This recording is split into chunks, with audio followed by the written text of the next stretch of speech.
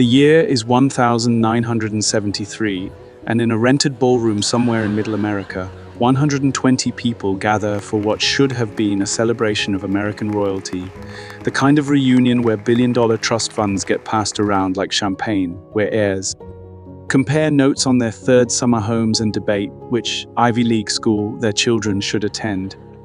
But there is no champagne here, no private jets parked outside, no chauffeurs waiting in the cold.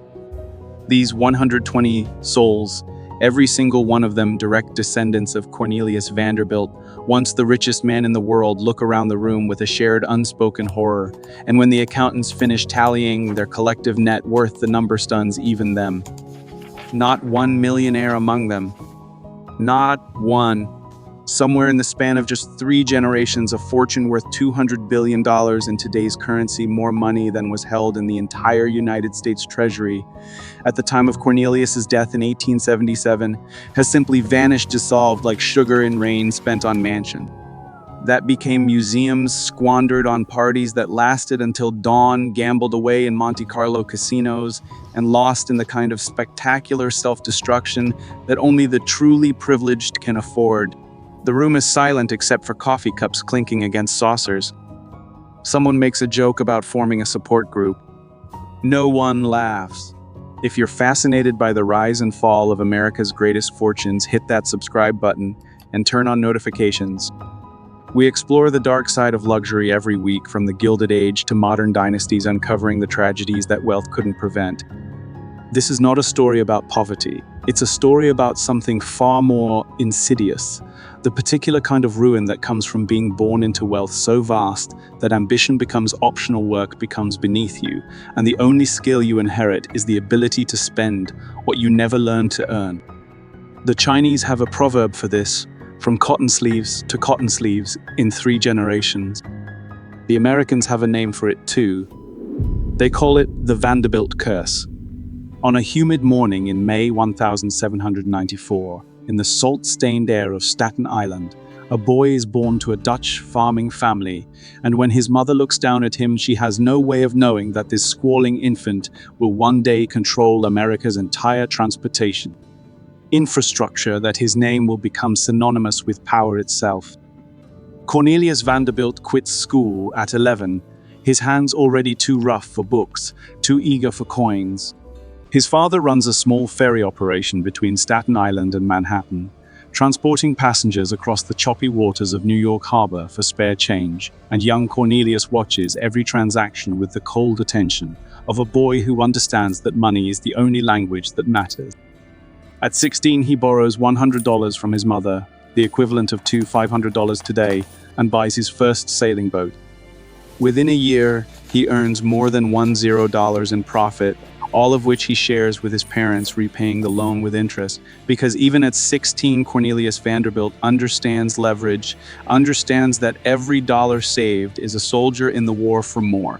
By the 1830 ES, he's abandoned sales for steam, operating illegal runs across New York Bay, undercutting competitors with ruthless efficiency, sabotaging rival boats, bribing officials, playing the game with the kind of vicious intelligence that separates captains from commodores.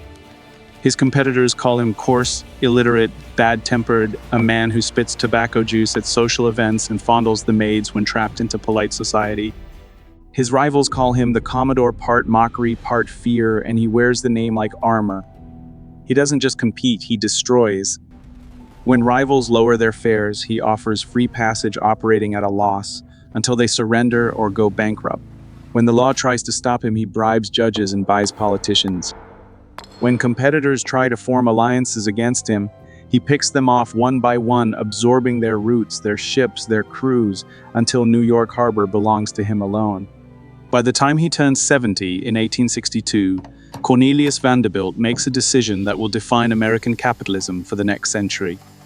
He begins buying railroad lines, not one or two, but entire networks, stitching together the New York Central Railroad until it stretches from New York to Chicago like a steel spine, pumping money into his coffers with mechanical inevitability. When he dies in 1877, he leaves behind $100 million, equivalent to $185 billion today, more than half of what the United States government held in its treasury, and he leaves almost all of it to one son, William, because Cornelius Vanderbilt knows something that his grandchildren will forget, that fortunes aren't built by committees, that power concentrated is power maintained, that any fool can make a fortune, but it takes a man of brains to hold on to it.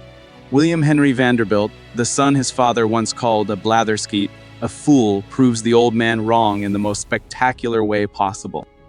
Between 1877 and 1885, William doubles the family fortune to $200 million, over $50 billion in today's terms, expanding the railroad empire while his father's body grows cold in the Moravian cemetery. And here is where the story pivots, where the seeds of destruction are planted in soil that seems impossibly fertile. William has 4 sons. Unlike his father, William believes in fairness, in giving each child their share, in not forcing his children to fight over scraps. So he splits the fortune between Cornelius, i.e. William Kissam, and George, keeping the empire intact while distributing the spoils. It seems generous. It seems fair. It is the beginning of the end. March 26, 1883, and on 5th Avenue at 52 N Street, a French H-TOW rises from Manhattan bedrock, its turrets and towers designed by Richard Morris Hunt, the same architect who will later design the base of the Statue of Liberty. Inside, Alva Vanderbilt, wife of William Kissam, prepares for the kind of party that will either make or destroy her family's reputation. The invitations have been hand-delivered by servants in livery. Young socialites have spent weeks practicing quadrilles, those intricate dances performed by 4 couples in rectangular formation. The press has been invited to preview the decorations, to photograph every excess, every indulgence, every outrageous display of wealth that will either elevate the Vanderbilts or confirm what old money already suspects, that new money doesn't understand restraint. Alva's husband has spent $3 million building this mansion, equivalent to roughly $90 million today. But the house itself is just the weapon. The ball is the war. At 10 in the evening, carriages begin arriving, dropping off nearly 200 guests in costumes that cost more than most Americans earn in a decade. Police hold back thousands of onlookers who line the street for blocks, straining to glimpse duchesses dressed as Egyptian queens, millionaires costumed as French royalty, and one woman, Kate Fearing-Strong, who arrives wearing a gown made entirely from the taxidermied heads and tails of white cats. Alice Vanderbilt, Cornelius, I.E.'s wife, wears the electric light dress, a yellow satin gown designed by Charles Frederick Worth, embroidered with gold thread and silver tinsel in a lightning pattern, and powered by a battery sewn into the fabric so that she can raise a lit torch above her head like the Statue of Liberty, a walking symbol of American modernity. The third-floor gymnasium has been converted into a tropical forest, palm trees, shipped from Florida, and orchids imported from South America, hanging from the ceiling, bougainvilleas draped over fake rocks, constructed specifically for this one night. Professional florists work for 3 days straight, creating arrangements that cost $11 equivalent to $330 today, flowers that will wilt and die within 48 hours, their beauty as temporary as the fortune that paid for them. At 2 in the morning, after hours of dancing, Delmonico's chefs emerge with a 7-course feast served on gold-trimmed china. The dancing continues until sunrise, diamonds glinting in changing light, the orchestra playing waltzes for guests too drunk to notice the sun rising over 5th Avenue. When it finally ends, Alva leads her guests in one final Virginia reel, and just like that, the fantasy evaporates. Men in powdered wigs stumble down 5th Avenue past children walking to school, Marie Antoinette costumes, looking absurd in morning light, and the servants begin the work of cleaning up $250 worth of memories. The total cost, $250, equivalent to $6 million today, including $65 for champagne alone. Alva has won. The Astors attend. The old guard bows. But something else has been set in motion, something darker than even Alva can see. Because while Cornelius built the fortune through 16-hour workdays and cutthroat competition, while William doubled it through careful expansion, and ruthless efficiency, this third generation, they're learning a different lesson entirely. They're learning that money isn't something you earn. It's something you spend. Cornelius, i.e., the most dutiful of William's sons, still manages the railroads, still attends board meetings, still treats the family business as sacred. He dies young at 55 in 1899, his body worn down by the same relentless work ethic that built the empire collapsing in his Fifth Avenue mansion, while his children play in rooms he barely had time to visit. But his brother William Kissam, the one married to Alva, is bored by industry, captivated instead by yacht racing and opera houses, spending months cruising the Mediterranean while board meetings happen without him. When Cornelius I dies, William Kissam does something his grandfather would have considered treason. He hires an outside firm to manage the railroads.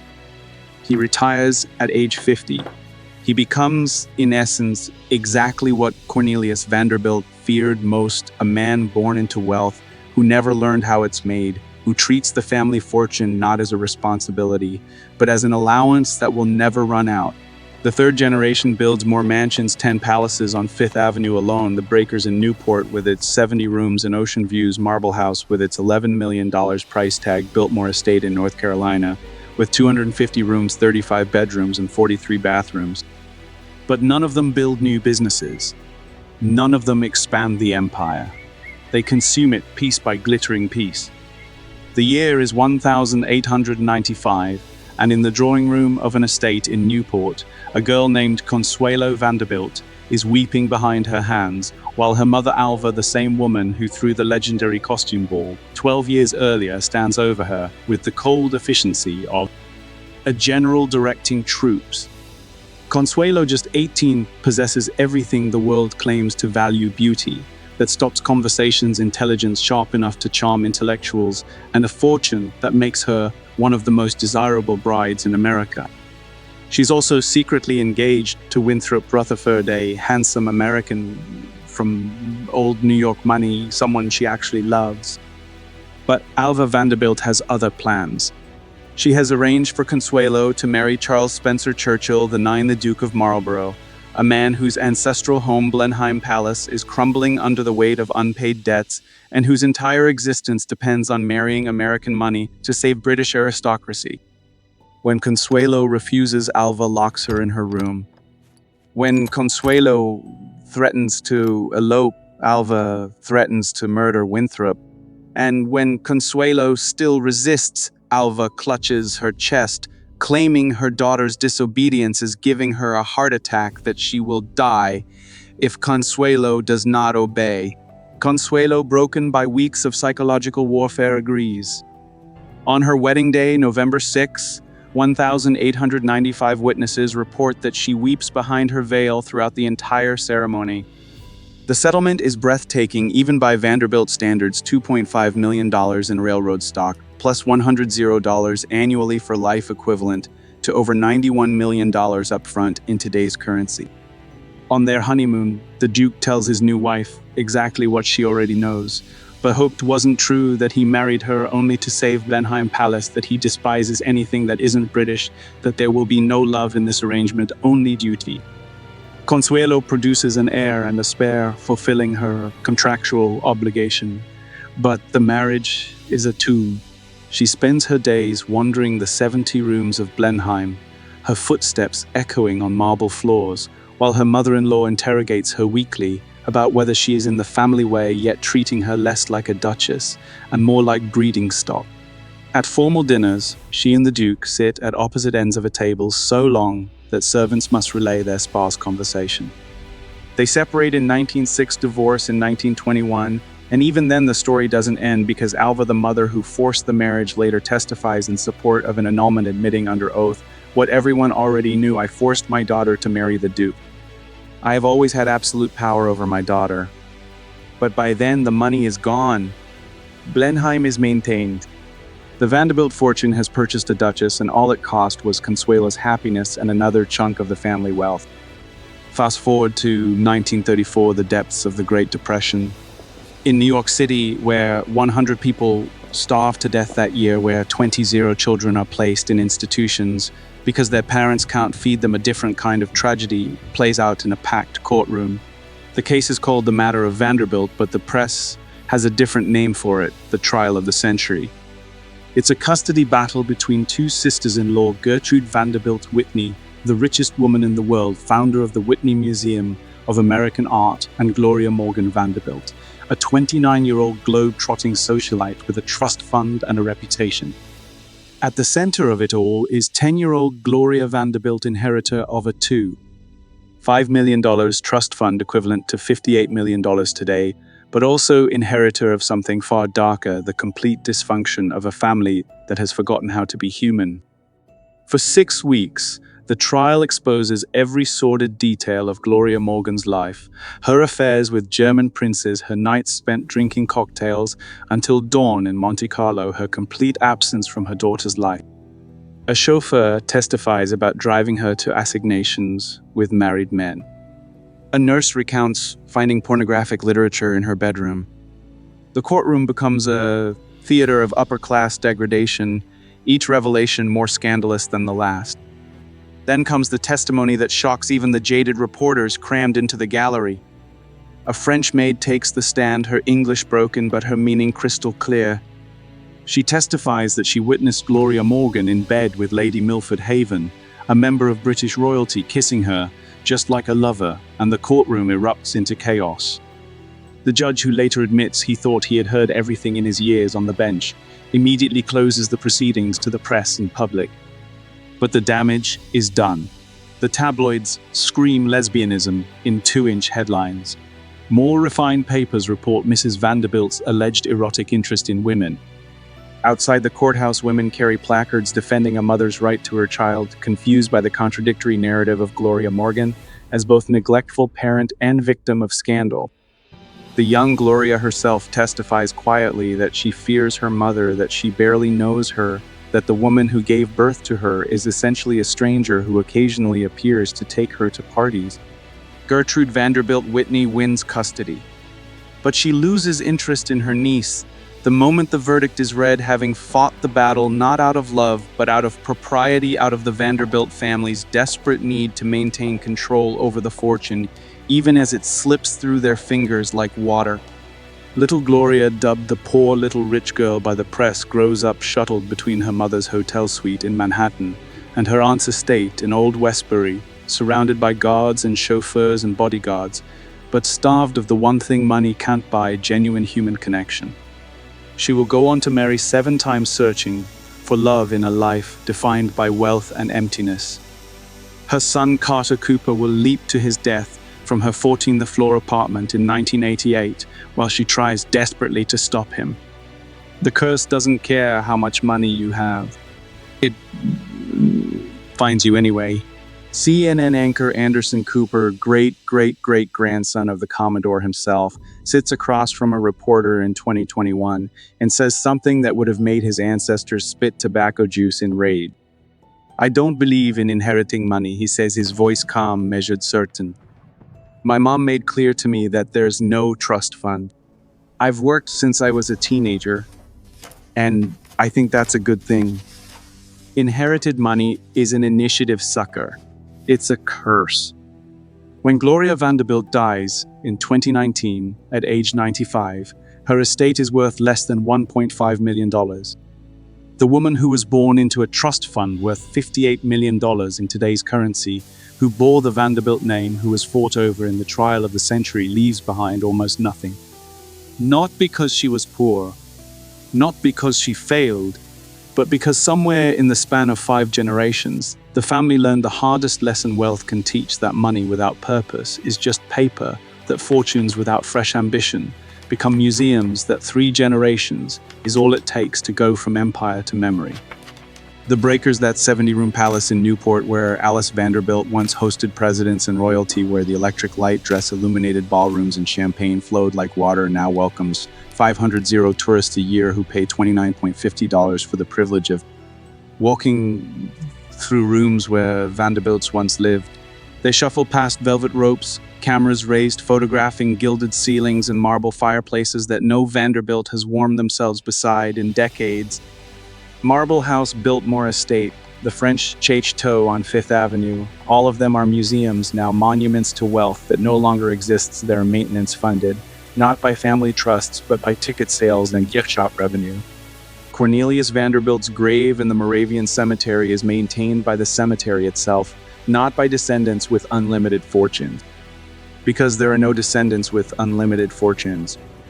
There are only people who share a name, who carry the weight of a legacy they cannot afford to maintain, who gather in rented ballrooms and remember what it was like when their family owned America. The failure wasn't in the spending, though. There was plenty of that. It wasn't even in the mansions or the yachts or the costume balls that cost more than most Americans earned in a lifetime. The failure was in the fundamental misunderstanding of what wealth is.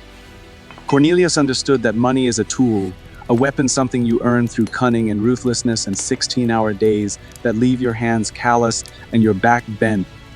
William understood that money requires management, expansion, constant attention, that empires don't run themselves and fortunes don't grow by accident.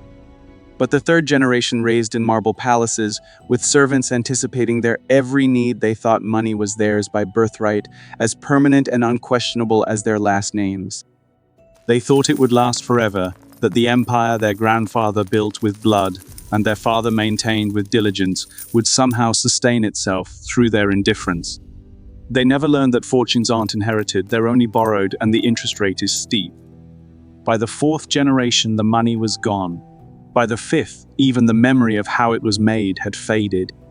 All that remained were the names carved into museum plaques and the cautionary tale whispered in the offices of estate planners and wealth managers. 90% of family fortunes disappear by the third generation. The Vanderbilts just did it faster and more spectacularly than most. There is no moral to this story, no lesson about greed or ambition or the corrupting influence of wealth. There is only the cold mathematical certainty that 3 generations is all it takes, one to build, one to maintain, one to destroy. And if you're born into the third generation, if you inherit the mansion without learning how it was built, if you know only how to spend and not how to earn, then you're not inheriting wealth. You're inheriting the curse.